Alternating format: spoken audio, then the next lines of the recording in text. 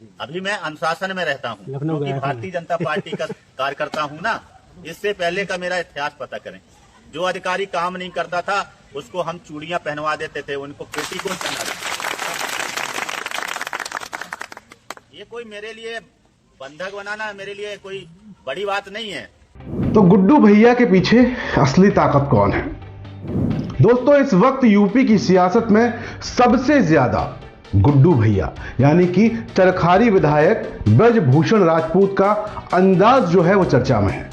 करीब 3.5 साल में ये पहला मौका होगा कि गुड्डू भैया फ्रंट फुट पर बैटिंग कर रहे हैं, वो भी अपनी ही सरकार के खिलाफ। ऐसा नहीं है कि यूपी में सिर्फ नल, गड्ढे और पाइपलाइन खराब है। अस्पतालों और स्कूलों का हाल कोई ऑक्सफोर्ड या फिर एम्स के जैसा तो है नहीं। लेकिन लगता है कि गुड्डू भैया अब जहां पहुंच नहीं पाए, लेकिन जिन गलियारों से उनका काफिला गुजरा उन्हीं सड़कों पर विधायक जी का चश्मा भी उतर गया। और विधायक जी ने अधिकारी तो बहुत छोटी मोटी बात है भैया, सीधे मंत्री जी को पकड़ लिया। मंत्री स्वतंत्र देव सिंह की छाती पर चढ़ बैठे। चढ़ क्या बैठे, यूं कहिए कि घंटों में सोशल मीडिया में बाहुबली की तरह छा गए। महोबा से लखनऊ तक पूरा का पूरा बुंदेलखंड एक्सप्रेस हिला डाला। लेकिन सिंघम वाली इस फिल्म के पीछे की कहानी कुछ और तो नहीं। क्योंकि जरा सोचिए, जिस मंत्री को प्रदेश के मुखिया की परछाई कहा जाता है, जो मंत्री अपनी ही पार्टी के आंखों में चुभता हो, जिसके पीछे मीडिया के बड़े बड़े नाम लगाए गए हों, उसके साथ एक दिन बीच बाजार ये सब हो सकता है, खुद शायद स्वतंत्र देव सिंह ने भी सपने में नहीं सोचा होगा।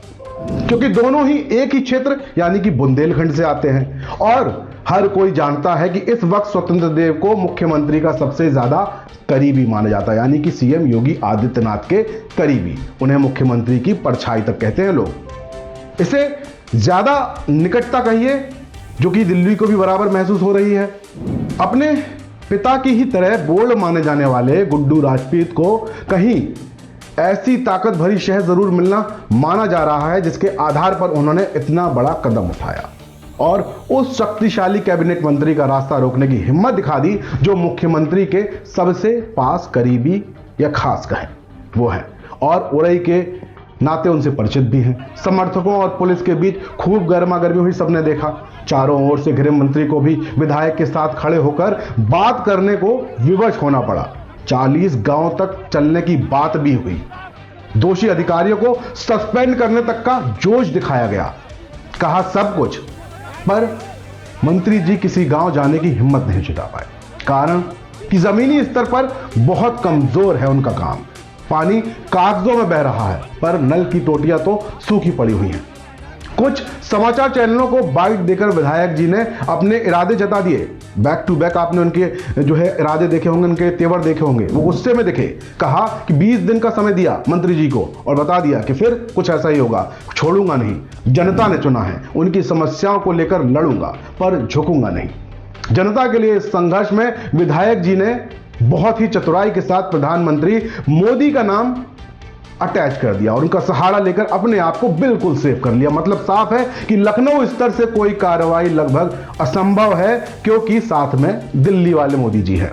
यदि मुख्यमंत्री को गुस्सा आ भी गया तो उन्हें सोचकर कोई भी ये कदम नहीं उठाएगा क्योंकि मोदी जी की योजना है।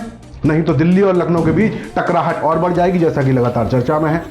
प्रदेश अध्यक्ष भी उनके फेवर में नहीं, ऐसा कहा जा रहा है। विधायक ने साफ साफ कहा कि प्रधानमंत्री जी की ये योजना, हर घर नल जो योजना है, हर घर जल की, यहां इस योजना का बहुत बुरा हाल है।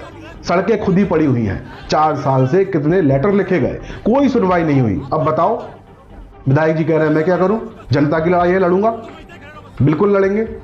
प्रधानमंत्री की योजना के साथ हो रहे खिलवाड़ का मुद्दा बनाया और सीधे मंत्री जी की छाती पर चढ़ गए। मंत्री जी ने क्या किया? मंत्री जी के पास अन्न बन्न सन्न केवल अब सपने में और बाहुबली विधायक गुड्डू भैया दिख रहे हैं।